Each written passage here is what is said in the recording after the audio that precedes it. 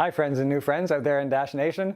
Did you happen to catch Ryan's big speech at the Dash Evolution Open House 2019? It was quite a big speech, but I'm not sure if it belonged there, but that's a topic for another day.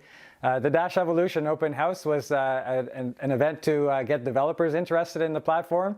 We were showing off the platform's features and giving a release timetable. So we were gearing up for Evolution because we've waited a long time for this. But at the end, out of left field, Ryan came up with a speech about economics and Dash's flaws when it comes to economics. So in this video, we're going to take a look at the highlights, and I'm going to give my reactions and opinions at the end. So stick around for that. I'm Christopher Carruthers, also known as Tao Satoshi, and you're watching Cash Alternative TV.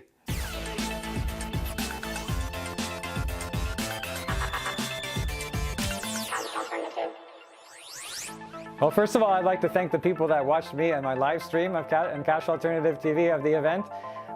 You know how some people start at the beginning? They start, oh, well, maybe I'll do a 10-minute live stream and then move on from there. Not me, man. I just jump in with both feet and start a 4.5-hour long live stream. It wasn't a very good experience from my end, I'll be honest, because I didn't really get a chance to say much. There wasn't very many breaks in the action for me to say anything. And the one time I did say something, I got chastised. So, I mean, I understand. You don't want to listen to two people talking at once. It doesn't make any sense. But anyway, on to the show. So Ryan's talk was pretty interesting from both a technological and economic standpoint. He was talking about all the innovations that we have, such as chain locks and masternodes and governance and everything, and how everything is going well with our technology. But he was also commenting on how our economics serve to destabilize our price. After watching his 1.5-hour long talk, I was inspired to coin the term Taylornomics. For those of you who are around since the 80s, you remember the term Reaganomics? Well, Dash has its own Taylornomics, and he unveiled that at the open house in Phoenix. So without further ado, let's go through the highlights of Ryan's big presentation. So like I said earlier, he starts with all the positives that Dash is doing, such as adoption and technology, and Dash really seems like it's doing well. But I want to start by recognizing what we're really good at. Dash is the best payments network in the industry right now. We have instant transactions, very low costs, not only instant transactions, but instant settlement of those transactions that you can respend immediately. We have a strong governance framework, one that is decentralized in nature, yet provides self-funding to the entities that serve the network. We've developed very professional teams. We have governance that exists in the real world in the form of the Dash Trusts and the Dash Investment Foundation that are able to interact with the real world. We've built the first network that's basically immune to 51% attacks. We've got one of the fastest growing networks in terms of usage. When you look at our usage metrics and compare them against other similar coins like Litecoin, Bitcoin Cash, and Bitcoin, we're growing those transactions at a faster rate. And chain locks has been a big accelerator for us. We introduced this technology earlier this year. It's been adopted by exchanges. It's been an enabler for instantly respendable transactions. Chain locks has done something really unique. After we introduced chain locks, which is right about this date, you can see that block reorganizations effectively go away.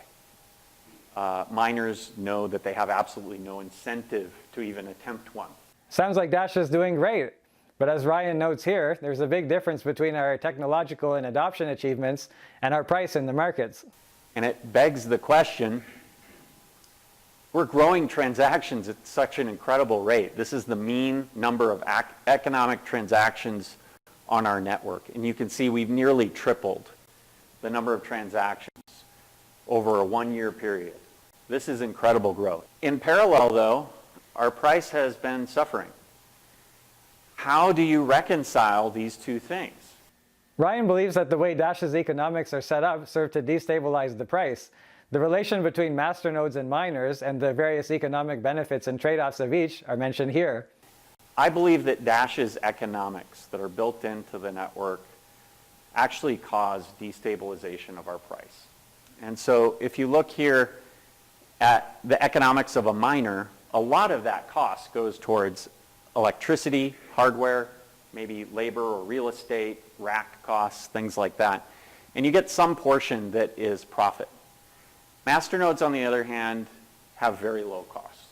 You might spend $10 a month on hosting or something of that nature, but most of that ends up being profit for the operator. And what that means is, as you shift the allocation from miners towards masternodes, it's actually shutting off supply to the market, because not all masternodes sell their rewards. Some of them do, but many of them were accumulating, or they were using some of that to spin up new masternodes. It wasn't necessarily entering circulating supply. ASICs also introduced a new dynamic. Under a stable price environment, miners make very little profit. Most of their funds go towards equipment. The second largest chunk is electricity, and then they've got other expenses, networking expenses, server expenses, and so on. And so the revenue allocation, as they get revenue, is very much allocated towards costs. And some of it is available for profit. So in bull runs, Dash is sitting pretty. The miners don't have to sell as many of their Dash, leading to less supply on the market.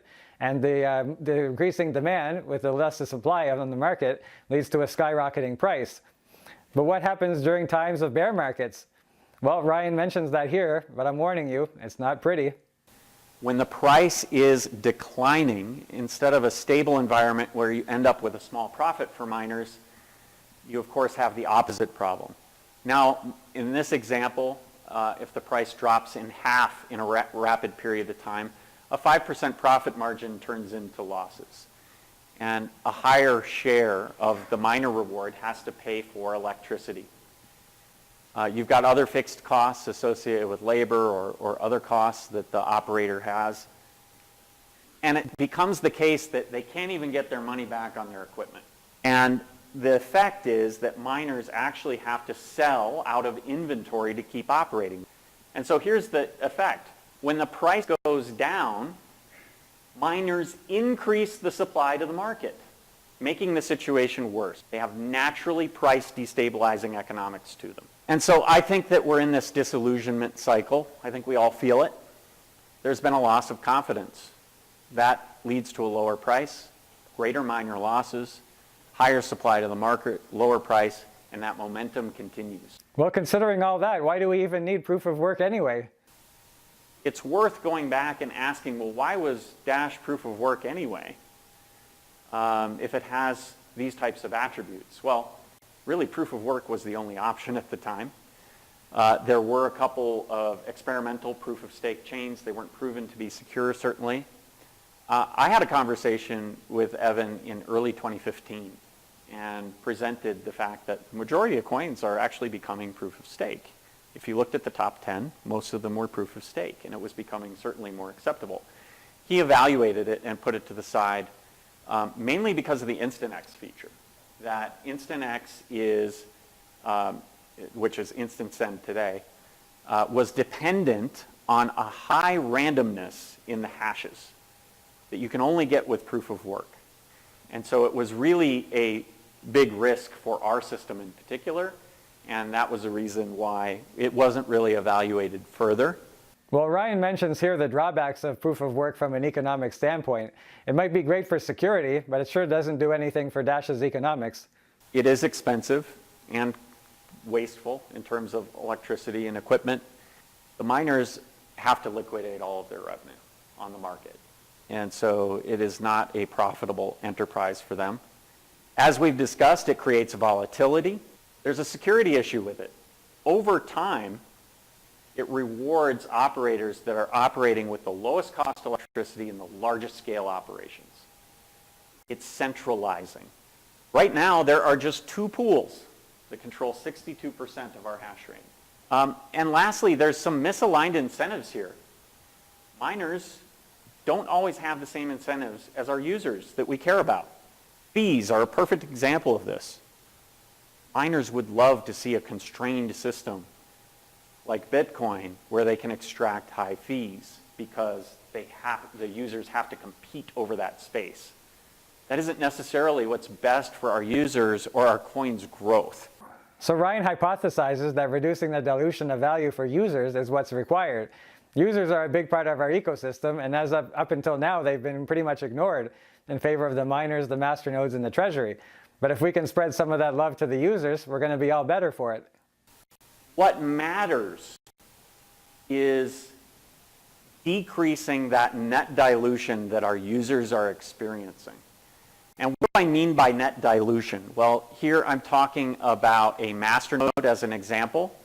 Masternodes experience the supply growth just like any other participant in the network.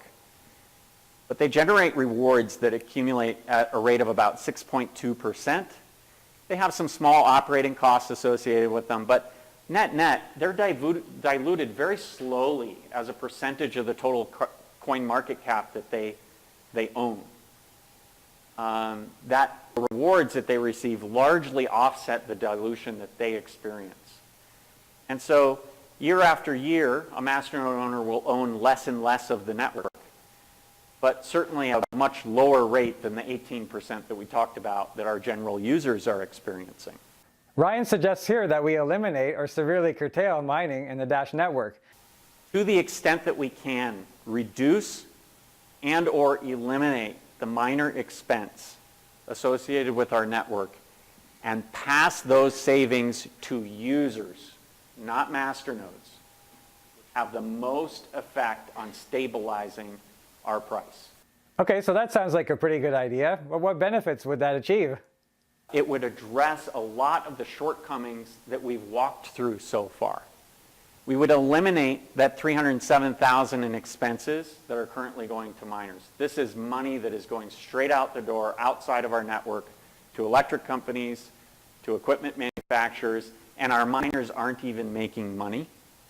Small Dash investors would receive block rewards, and that would offset the dilution. Not only would the expense go away, but they would be the recipient of the savings.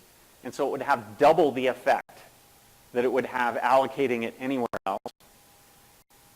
As a result, rewards wouldn't be dumped on the market. If you look at the behavior differences between a miner, which is forced to sell, and a user who just watches them accumulate in their wallet, they're not necessarily going out there and selling all of their rewards with the same veracity. And so selling pressure on the market would decline if we were to eliminate this expense. So in the end, we're presented with a few solutions. Some of them are short-term, some of them are long-term, some of them are doable, some of them are not. Everybody's going to have an opinion on all of these, and some of them lead from like pure proof of stake to other half measures. So let's go in through them now. There are many components of a solution that we're looking at, and they can be used in combination with each other. So I want to talk about some of those. None of them are perfect. We don't know what the right answer is. I mostly used proof of stake in my example because it's an example that is the most extreme, that eliminates completely proof of work. But there may be issues with it that we're unwilling to live with. And so we're exploring a variety of different methods to secure the network. So proof of stake or proof of service, proof of masternode service. There's very low costs of block production in this model. In the case of proof of stake, it integrates a method to distribute the savings onto users that are staking. Very predictable block times are possible in a scenario in which we have masternodes block producers. By the way, if masternodes are block producers, that doesn't mean that they have to collect the full reward. We can still allocate that out to our users as a cost savings of eliminating some of these other costs. And in that case, very predictable block times are possible. We could produce a block every 2.5 minutes on the nose. We could fully eliminate the proof of work expense in this. But there are security concerns. Chain locks, although very effective at locking in blocks and preventing 51% attacks are not perfect. They're not perfectly reliable. There are times when the network is undergoing an upgrade, like we are right now, where it's disruptive to them and occasionally they've failed. There are times when a large number of them may be DDoSed, as an example, and they go offline quickly, more quickly than the distributed key generation can develop new quorums. And so they can fail. We've also seen them fail during stress tests. We've made some improvements to make them more resilient against that, but they're not perfect. And so we may need backups in case chain locks fail in order to keep the network secure. We don't know exactly what those look like. They could be light versions of chain locks. And this is going to be resource intensive if we decide to pursue something like this. There's also a potential proof of stake concentration risk. Binance is offering free staking, no fees, and they're, as a result, accumulating huge portions of some of these proof of stake networks and effectively control them. That may be a security concern. And so we certainly don't want to replicate that. One advantage we have is that we have a lot of big exchanges. And so it may be less of a concern for us than a lot of these smaller proof of stake coins, but it's nonetheless something that we would have to solve for. Masternode shares. These are easy to implement. They require almost no changes to our system and could be done fairly quickly. But they don't really do very much to improve the root causes of this. And without a reallocation from proof of work towards this, it could have, it wouldn't actually have any effect on regular users for the most part. Our economic structure remains the same, and it could, this is delicate business. That could cause a mini price bubble or even a burst. And it's easy for people to understand why there would be a price bubble. Perhaps a bunch of people would go buy Dash hoping to start up a masternode. What about a masternode owner who only has one masternode that doesn't really want to have that much in Dash? Could actually see people shutting down their masternodes to start an even smaller portion with a share. And we simply don't know what would happen if we did masternode shares. And so this option is risky. It carries risks. Deterministic holders list. This is a good way, perhaps, to distribute the savings associated with proof of work. If we were to use, for example, proof of masternode service as a block creation mechanism, you could have people register their address through a process similar to the deterministic masternode list, where it registers your address on chain as eligible for payments. There are issues with this. It would require some minimum.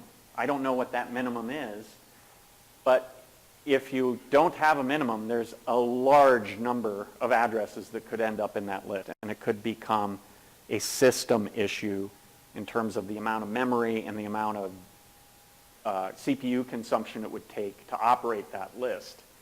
And so because of those constraints, you would have to set some type of address limit of a minimum of, say, 100 Dash. So this wouldn't benefit everyone. It would benefit far more people, and it would help offset the economics, but it wouldn't be able to reach everyone. It wouldn't be completely fair. As far as the entropy source, or the randomness that I talked about earlier, chain locks are a really great source of entropy. So we have an alternative to proof of work that may actually be better. Why? Well, chain locks are completely unpredictable. The hashes associated with chain locks are completely unpredictable. And they're completely unpredictable to everyone who participates in their creation, including the final participant. They're deterministic in nature, and they're easily proven. And so they're really tough to manipulate. I would say impossible. I can't think of a way. And I see Dr. Darren Tapp nodding his head here in the front row. The issue is that BLS signatures can fail. The chain locks can fail. So we would need some type of backup in place in order to provide adequate entropy. Again, we don't want it to be manipulatable, what the quorums are and how the system selects validators and things. And so if we retain proof of work, that could be a backup source, although we might spend less on proof of work than we spend today. And so we're looking at these options. We're looking at these options in combination with each other. We're still generating new ideas. But the goal is, if we can reduce the amount that we're spending on proof of work and allocate that not towards masternodes but towards our users, it will stabilize our economics to the greatest degree possible. There's a lot to consider and discuss, so I'm looking forward to starting that debate with you guys online. But as if all that wasn't enough, Ryan also talked about the Treasury and proposal system. He feels that it's a little bit too rigid for our uses. I also have a beef with our proposal system. We've all witnessed the problems with a fixed 10% that goes towards the Treasury system. It should be set by the network, and it should flex with what the network needs. And so I'm proposing that we make it flexible. And if you enable the masternode to determine the allocation each month, you've got masternodes whose interests are tightly aligned with the interests of users. We want to grow the network utilization, the value of Dash, and we should share equally in those costs. So if a masternode is willing to allocate and vote 12% towards the proposal system, it would simply be 12, 44, 44 that month.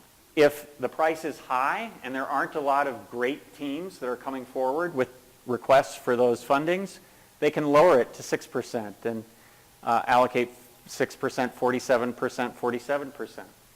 Gone is the issue of, quote, waste, and they should only be willing to invest to the extent that it can be put to good use.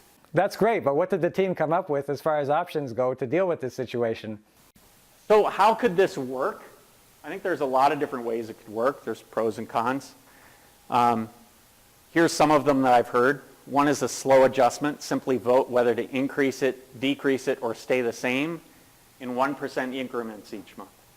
This would allow it to flex over a long period of time, but give predictability as to roughly what it will be in future periods.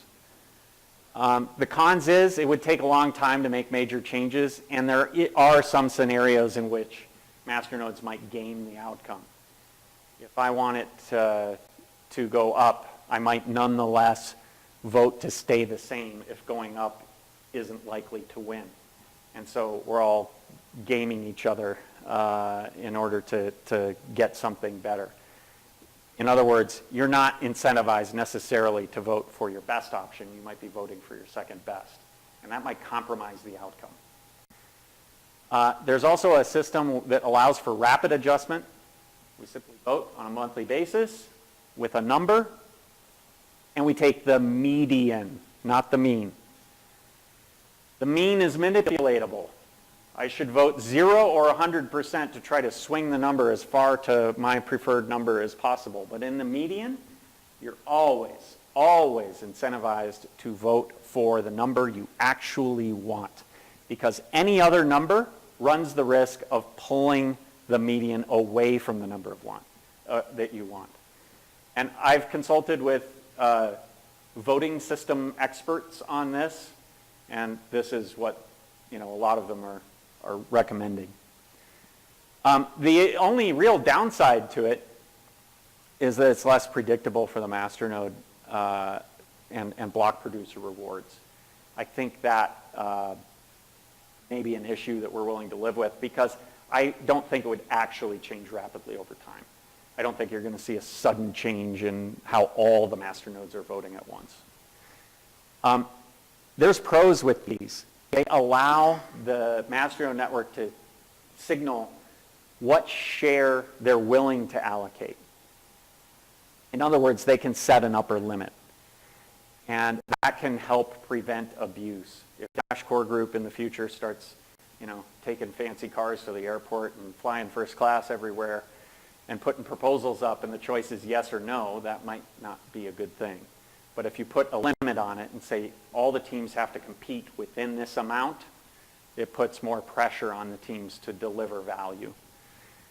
There's another one that Eugen proposed here, I'll give full credit to him, is automatic adjustment. Any proposal that passes more than 10% net votes should be rewarded, and the rest allocated out 50-50 between the masternode. There is an issue with this. You may have some excess spending if people start to abuse it. By the way, you could combine these two. And so we're going to be exploring these options and coming up with solutions that allow the proposal system to be flexible.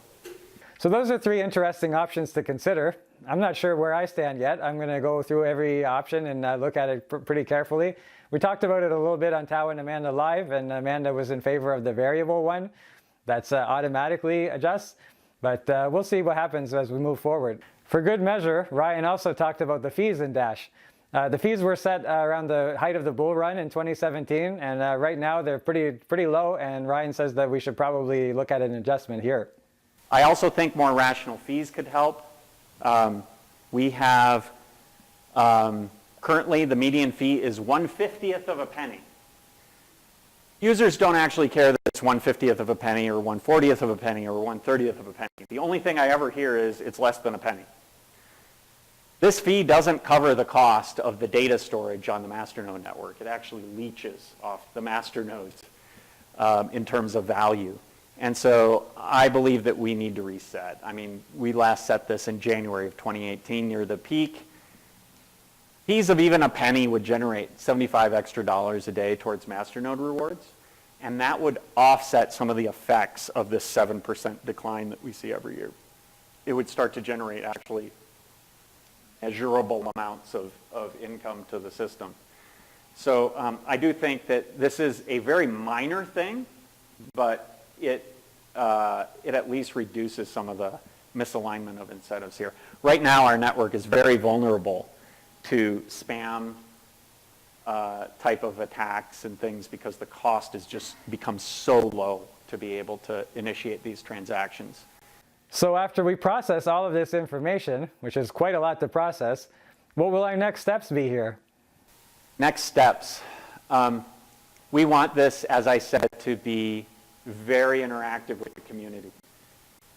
This is not something where we're going to come out with a set of changes and ask you to upgrade.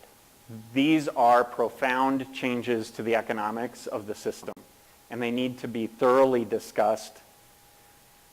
We want input from the community. We want to do it in a transparent way. We want to have lots of discussions and debates internally with experts and with our community to see what they can support.